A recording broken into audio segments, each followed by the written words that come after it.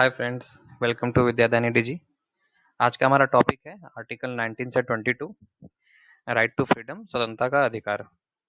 जैसा कि आप लोग जानते हैं कि हमारे पास 6 प्रकार के फंडामेंटल राइट, मौलिक अधिकार हैं, और जिसमें कि आर्टिकल 14 से 18 राइट टू इक्वलिटी यानी कि समता का अधिकार, इसको हम लोगों ने डिस्कस कर लिया है। तो आइए आज हम डिस्कस करेंगे आर्टिकल 19 से 22। तो सबसे पहले आर्टिकल 19 के बारे में कुछ जान लें।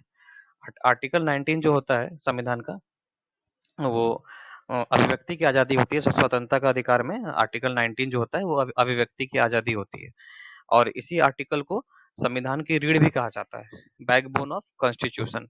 आप ध्यान रखेंगे, आपको एग्जाम में क्वेश्चन आ सकता है कि संविधान की रीढ़ किसे कहा जाता है, तो आर्टिकल 19। और क्वेश्चन अगर रहेगा संविधान की आत्मा किसे कहा जाता है, तो इसका आंसर होगा आर्टिकल 32। तो चूंकि ये अभिव्यक्ति की आज़ादी से रिलेटेड है, इसलिए इसको संविधान की रीढ़ कहा जाता है, backbone of Indian constitution, article 19 को। अब हम देखते हैं कि आर्टिकल 19 में कौन कौन से प्रावधान है। सबसे पहले आर्टिकल 19 में आर्टिकल 19 ए है। ये है विचार और अभिव्यक्ति की स्वतंत्रता, या फिर आप कह सकते हैं बोलने की आज़ादी। हम सारे पॉइंट्स को वन बाय वन डिस्कस करेंगे। पहले हम देख लेते हैं कितने टाइप के पॉइंट्स हैं। दूसरा है शांतिपूर्ण सम्मेलन या फिर सभा करने की स्वतंत्रता। तीसरा है समुदाय और संघ निर्माण की स्वतंत्रता। चौथा है आर्टिकल 19 डी, भ्रमण की आज़ादी या फिर भ्रमण की स्वतंत्रता। पांचवा है 19 ई, निवास की स्वतंत्रता। और सबसे लास्ट है 19 एफ, व्यवसाय की स्वतंत्रता। ये 6 हैं। और जिस समय संविधान का निर्माण हुआ था उस समय आर्टिकल 19 में 7 प्रावधान थे, जिसमें कि सातवां था संपत्ति का की आज़ादी या संपत्ति का अधिकार, जिसको कि खत्म कर दिया गया है 1976 में 44 कॉन्स्टिट्यूशन अमेंडमेंट, 44 में संविधान संशोधन में। तो अब हमारे पास वर्तमान में 6 हैं, जिसमें कि आर्टिकल 19 ए से लेके एफ तक है। आइए वन बाय वन हम डिस्कस करते हैं क्या है। सबसे पहले आर्टिकल 19 ए। 19 ए में क्या है? विचार और अभिव्यक्ति की स्वतंत्रता या फिर बोलने की आज़ादी। देखिए ये अभिव्यक्ति बोलने की आज़ादी जो है, कोई भी व्यक्ति किसी भी प्रकार का बयान दे सकता है, बशर्ते उसका कोई जो भी बयान है वो राष्ट्र में कोई भड़काऊ बयान ना हो, जिसके चलते किसी प्रकार का दंगा हो जाए या फिर किसी प्रकार का राष्ट्र को क्षति पहुंचे, ऐसा बयान वो नहीं दे सकता है। इसके अलावा किसी की आलोचना करना वो कर सकता है, जैसे कि हम देखते हैं ट्विटर पे नेताओं की आलोचना होती है, या सामने से भी लोग नेताओं को कुछ बोलते हैं। दूसरा कि आप न्यूज़पेपर वाले, मीडिया वाले, वो भी कुछ भी न्यूज़ दिखा सकते हैं, उनको आज़ादी है। बोलने की आज़ादी है, लिखने की आज़ादी है, ठीक है। और अभिव्यक्ति की आज़ादी है, हम चाहें तो अपने घर पे तिरंगा झंडा को फहरा सकते हैं, हमें कोई मना नहीं करेगा। तो एक एक अभिव्यक्ति, एक कोई भी पर्सन अपने किसी भी काम को करने के लिए स्वतंत्र है, बशर्ते उसका कोई भी काम राष्ट्र हित से ऊपर ना हो। मतलब उसके किसी भी काम में देश को कोई क्षति नहीं पहुंच रही हो, समाज को क्षति नहीं पहुंच रही हो, तो वो स्वतंत्र है। तो आर्टिकल 19 ए में है बोलने की आज़ादी और अभिव्यक्ति की आज़ादी, ठीक है। अब आर्टिकल 19 बी, 19 बी है शांतिपूर्ण सभा करने की स्वतंत्रता या फिर शांतिपूर्ण सम्मेलन करने की स्वतंत्रता। मान लीजिए कोई व्यक्ति कुछ बोल रहा है और उसकी बात सरकार तक नहीं पहुंच रही है, तो वो अपनी बात को सरकार तक पहुंचाने के लिए क्या करेगा? वो अपनी बात सरकार को पहुंचाने के लिए सभा करेगा, क्योंकि जान रहा है बोलने से कुछ नहीं हो रहा। तो 19 ए में बोलने की आज़ादी है, 19 बी में शांतिपूर्ण सम्मेलन की या फिर सभा करने की आज़ादी है, ठीक है। बशर्ते वो जो करेगा सम्मेलन वो शांतिपूर्ण होना चाहिए, ठीक है। और तीसरा है हमारा 19 सी, समुदाय और संघ निर्माण की स्वतंत्रता। अब देखिए यहाँ पे ट्रिक से मैं आपको बताता हूँ।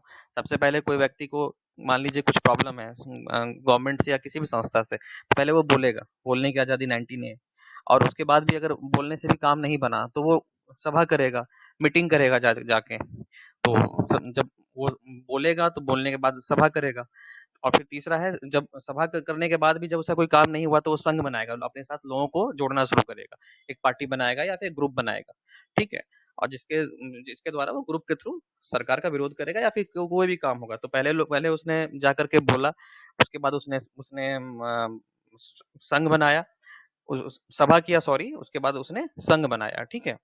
आर्टिकल 19 ए, बी और सी मुझे लगता है कि आपको समझ में आ गया होगा। उसके बाद चौथा है आर्टिकल 19 डी। आर्टिकल 19 डी क्या कहता है? ये कहता है भ्रमण की स्वतंत्रता।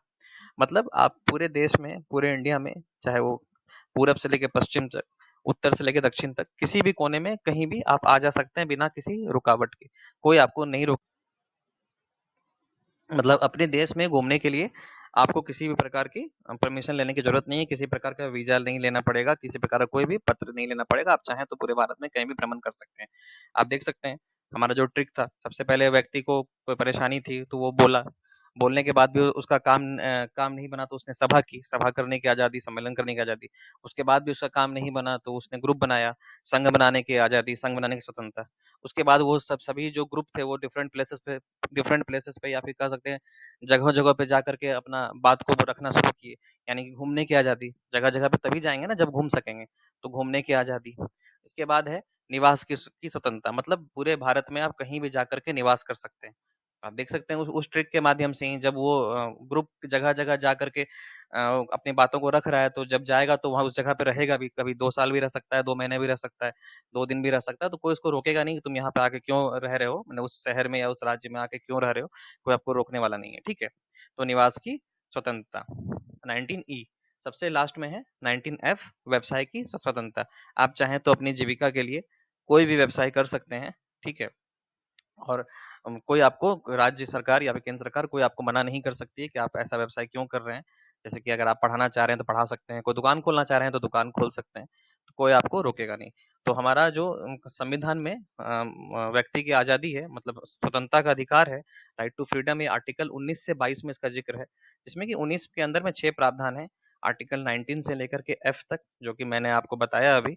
19 में था, 19 ए में था, मतलब पहला में था बोलने की आज़ादी, बी में था सभा करने की आज़ादी, सी में था समूह बनाने की आज़ादी, डी में था कहीं भी मतलब आवागमन की आज़ादी, भ्रमण की आज़ादी, ई में था निवास की आज़ादी, स्वतंत्रता, और एफ में है व्यवसाय की स्वतंत्रता। तो आप देख सकते हैं कि आर्टिकल 19 मैंने कैसे कंप्लीट किया, और हम नेक्स्ट क्लास में करेंगे आर्टिकल 20, 21 और 22। तब तक के लिए देखते रहिए विद्यादायनी डीजी। थैंक